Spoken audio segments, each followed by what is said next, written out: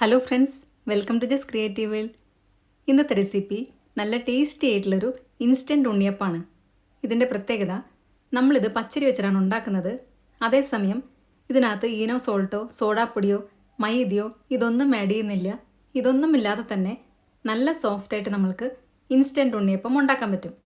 നല്ലപോലെ സോഫ്റ്റ് ആവാൻ വേണ്ടിയിട്ട് 1-2 ചേരുവകൾ നമ്മൾ എക്സ്ട്രാ ചേർക്കുന്നുണ്ട്. അപ്പോൾ നമ്മൾക്ക് നോക്കാം ടേസ്റ്റി ആയിട്ടുള്ള ഈ ഉണ്ണിയപ്പം എങ്ങനെയാണ് ഉണ്ടാക്കുന്നതെന്നുള്ളത്. അതിനായിട്ട് 1 കപ്പ് പച്ചരിയാണ് എടുത്തിരിക്കുന്നത്. നമ്മൾ സാധാരണ വാങ്ങിക്കുന്ന പച്ചരിയാണ്. ഇത് 2-3 മണിക്കൂറൊന്ന് വെള്ളത്തിൽ കുതിർത്തിയിട്ട് വേണം നമ്മൾക്ക് അരയ്ക്കാനായിട്ട്. അതിനായിട്ട് ആദ്യമേ തന്നെ അരി നല്ലപോലെ കഴുകിയെടുക്കുക. അതിനുശേഷം വെള്ളം ഒഴിച്ച് ഇത് കുതിരാനായിട്ട് വെക്കാം. 2-3 മണിക്കൂർ കുതിരാൻ വെച്ചാൽ മതി. അല്ലെങ്കിൽ തലേദിവസം രാത്രി വേണമെങ്കിൽ വെള്ളത്തിലിട്ട് വെക്കാം. രാവിലെ എഴുന്നേറ്റ് നമ്മൾക്ക് അരച്ചിട്ട് അപ്പം തന്നെ ഉണ്ടാക്കാം. ഇപ്പം ഞാനിവിടെ അരിയെല്ലാം നല്ലപോലെ കഴുകി എടുത്തിട്ടുണ്ട്. ഇനി ഇത് കുതിരാനായിട്ട് വെള്ളം ഒഴിച്ച് വെക്കുന്നുണ്ട്. ഇനി നമ്മൾക്ക് വേണ്ടത് ഇതിനകത്തോട്ട് മധുരത്തിന് ആവശ്യമായിട്ടുള്ള ശർക്കരയാണ്. അതിനായിട്ട് 200 ഗ്രാം ശർക്കര എടുത്തിട്ടുണ്ട്. അതിനകത്തേക്ക് 1/2 കപ്പ് വെള്ളവും കൂടെ ഒഴിച്ചു കൊടുത്ത് നല്ലപോലെ ഉരുക്കാനായിട്ട് വെക്കുന്നുണ്ട്. ചെറിയ തീയിൽ വെക്കുക, ഒരുപാട് വെള്ളം കൂടുതൽ ഒഴിച്ചു കൊടുക്കരുത്. നമ്മൾക്ക് ഇത് വെച്ചിട്ട് അരയ്ക്കാനുള്ളതാണ്. ഇപ്പം ശർക്കരയെല്ലാം നല്ലപോലെ ഉരുകി വന്നിട്ടുണ്ട്. ഇനി നമ്മൾക്കിത് അരിച്ച് സൈഡിലോട്ട് മാറ്റി വയ്ക്കാം. ഇത് നന്നായി ചൂടാറിയതിന് ശേഷം വേണം നമ്മൾ അരയ്ക്കാനെടുക്കാനായിട്ട്. ഇനി ഒരു പാൻ അടുപ്പത്ത് വെച്ച് അതിനകത്തേക്ക് 1 ടീസ്പൂൺ നെയ്യ് ഒഴിച്ചു കൊടുത്ത് ചൂടാകുമ്പോൾ 1/2 കപ്പ് തേങ്ങാക്കൊത്തരിഞ്ഞത് ഇട്ട് കൊടുക്കുന്നുണ്ട്. തേങ്ങാക്കൊത്ത് ഇഷ്ടമില്ലാത്തവർക്ക് ഈ സ്റ്റെപ്പ് സ്കിപ്പ് ചെയ്യാം.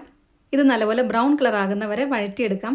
അതിനുശേഷം ഇതിനകത്തേക്ക് 1 ടേബിൾ സ്പൂൺ എള്ളും കൂടെ ഇട്ട് കൊടുക്കുന്നുണ്ട്. എള്ളിട്ട് കൊടുത്തു കഴിഞ്ഞാൽ നമ്മൾക്ക് ഗ്യാസ് ഓഫ് ചെയ്യാം. ഇതിൻ്റെ ചൂടിൽ തന്നെ കിടന്ന് എള്ള് പെട്ടെന്ന് തന്നെ മൂത്ത് കിട്ടും. ഇനി ഇതും സൈഡിലോട്ടൊന്ന് മാറ്റി വയ്ക്കുക. എന്നിട്ട് നമ്മൾക്കിനി അരി അരയ്ക്കാനായിട്ട് മിക്സിയുടെ വലിയ ജാർ എടുക്കാം. 3 മണിക്കൂർ കഴിഞ്ഞപ്പോഴത്തേക്കും അരിയെല്ലാം നന്നായി കുതിർന്ന് വന്നിട്ടുണ്ട്. ഇതിൻ്റെ വെള്ളമെല്ലാം കളഞ്ഞതിന് ശേഷം മിക്സിയുടെ ജാറിനകത്തോട്ട് ഇട്ട് കൊടുക്കാം. എല്ലാം കൂടെ ഒരുമിച്ച് ഇട്ട് കൊടുക്കാനായിട്ട് ഞാനിവിടെ മിക്സിയുടെ വലിയ ജാറാണ് എടുത്തിരിക്കുന്നത്.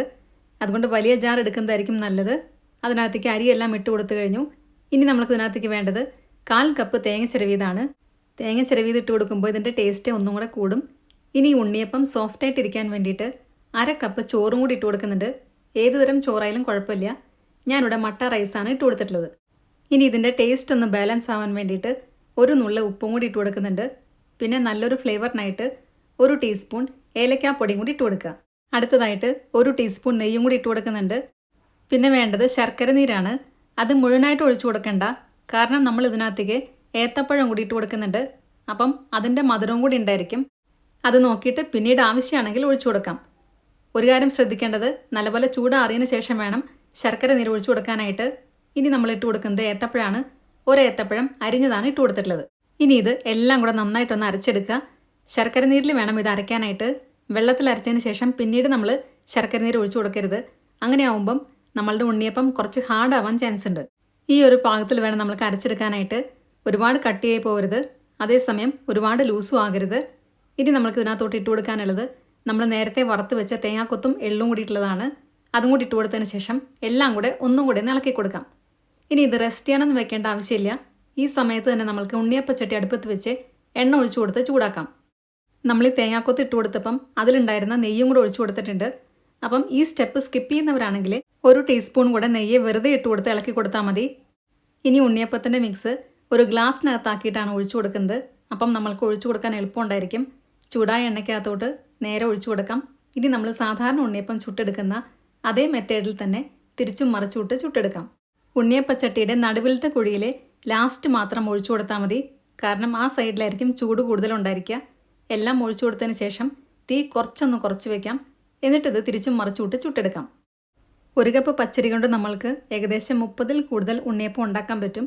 അപ്പം കൂടുതൽ വേണമെന്നുണ്ടെങ്കിൽ അതനുസരിച്ചിട്ട് അരിയും ബാക്കി എല്ലാ സാധനങ്ങളും കൂട്ടിയെടുക്കാം. ഇപ്പം നമ്മളുടെ ഉണ്ണിയപ്പം എല്ലാം മറിച്ചിട്ട് കഴിഞ്ഞു. നല്ല സോഫ്റ്റായിട്ടുള്ളൊരു ഉണ്ണിയപ്പം കൂടിയാണിത്. ഇനി ഇത് ഒന്നും കൂടി ഒന്ന് കളറ് മാറുമ്പോൾ നമ്മൾക്ക് എണ്ണയ്ക്കകത്ത് നിന്ന് എടുത്ത് മാറ്റാം. ഇതേപോലെ തന്നെ ബാക്കിയുള്ള മാവും കൂടെ ഒഴിച്ച് ഉണ്ണിയപ്പം ഉണ്ടാക്കിയെടുക്കുക. നമ്മൾ ആദ്യം ഒഴിച്ചു കൊടുത്ത ട്രിപ്പ് എടുക്കാൻ പോവാണ്. നല്ല ടേസ്റ്റി ആയിട്ടുള്ള ഉണ്ണിയപ്പം റെഡിയായി കഴിഞ്ഞു. ഇതിനകത്ത് നമ്മൾ മൈദയോ സോഡാപ്പൊടിയോ ഈനോ സോൾട്ടോ ഇതൊന്നും ആഡ് ചെയ്യുന്നില്ല. ഇതൊന്നും ഇല്ലാതെ തന്നെ നല്ല സോഫ്റ്റായിട്ട് നമ്മൾക്ക് ഉണ്ണിയപ്പം കിട്ടും. ഇതിനു മുമ്പും ഞാൻ വേറെ ഉണ്ണിയപ്പത്തിൻ്റെ റെസിപ്പീസ് ഇട്ടിട്ടുണ്ട്. അതിൻ്റെ എല്ലാം ലിങ്ക് ഞാനിവിടെ ഡിസ്ക്രിപ്ഷൻ ബോക്സിൽ കൊടുക്കാം. അതിലൊരെണ്ണം റവ വെച്ചുണ്ടാക്കുന്ന ഉണ്ണിയപ്പം കൂടിയുണ്ട്. അപ്പം കാണാത്തവരുണ്ടെങ്കിൽ അത് ക്ലിക്ക് ചെയ്ത് കണ്ടാൽ മതി. ഇനി നമ്മൾ ഉണ്ടാക്കിയ ഉണ്ണിയപ്പത്തിൽ നിന്ന് ഒരെണ്ണം എടുത്തൊന്ന് പൊട്ടിച്ച് കാണിക്കുന്നുണ്ട്. ഇത് പൊട്ടിക്കുന്നത് കാണുമ്പോൾ അറിയാം ഉൾഭാഗമൊക്കെ നല്ല സോഫ്റ്റ് ആയിട്ടാണ് ഇരിക്കുന്നത്. ഇതിൽ ശ്രദ്ധിക്കേണ്ട 1-2 കാര്യങ്ങളുള്ളത്, ശർക്കര നീര് ചൂടാറിയതിന് ശേഷം മാത്രമേ നമ്മൾ ഒഴിച്ചു കൊടുക്കാൻ പാടുള്ളൂ. അതുപോലെ തന്നെ മുഴുവനായിട്ട് ഒറ്റയടിക്ക് ഒഴിച്ചു കൊടുക്കേണ്ട. ഏത്തപ്പഴത്തിൻ്റെ മധുരം കൂടെ നോക്കിയിട്ട് പിന്നീട് ആവശ്യമാണെങ്കിൽ ഒഴിച്ചു കൊടുക്കാം. പിന്നെ നമ്മൾ ചേർത്ത് കൊടുക്കുന്ന ചോറിൻ്റെ അളവ് കൂടിപ്പോകരുത്. കൂടിപ്പോയി കഴിഞ്ഞാൽ ഇത് ഒട്ടിപ്പിടിക്കാൻ ചാൻസ് ഉണ്ട്. അപ്പം എല്ലാവർക്കും ഇന്നത്തെ വീഡിയോ ഇഷ്ടമായെന്ന് വിചാരിക്കുന്നു. വീഡിയോ ഇഷ്ടമായിട്ടുണ്ടെങ്കിൽ നിങ്ങളുടെ ഫ്രണ്ട്സിനും റിലേറ്റീവ്സിനൊക്കെ ഷെയർ ചെയ്യാൻ മറക്കരുത്. സബ്സ്ക്രൈബ് കൂടെ ചെയ്യുക. അതിൻ്റെ സൈഡിലുള്ള ബെല്ലൈക്കണിൽ ഓൾ എന്നുള്ള ഓപ്ഷനോടെ ക്ലിക്ക് ചെയ്യുക. അപ്പം നെക്സ്റ്റ് ടൈം ഞാൻ വീഡിയോ ഇടുമ്പോൾ പെട്ടെന്ന് തന്നെ നിങ്ങൾക്ക് നോട്ടിഫിക്കേഷൻ വരുന്നതായിരിക്കും. ഇതുണ്ടാക്കി നോക്കിയതിന് ശേഷം നിങ്ങളുടെ ഫീഡ്ബാക്സ് എല്ലാം കമൻസിലൂടെ അറിയിക്കാൻ മറക്കരുത്. നല്ലൊരു വീഡിയോ ആയിട്ട് വീണ്ടും കാണാം. താങ്ക്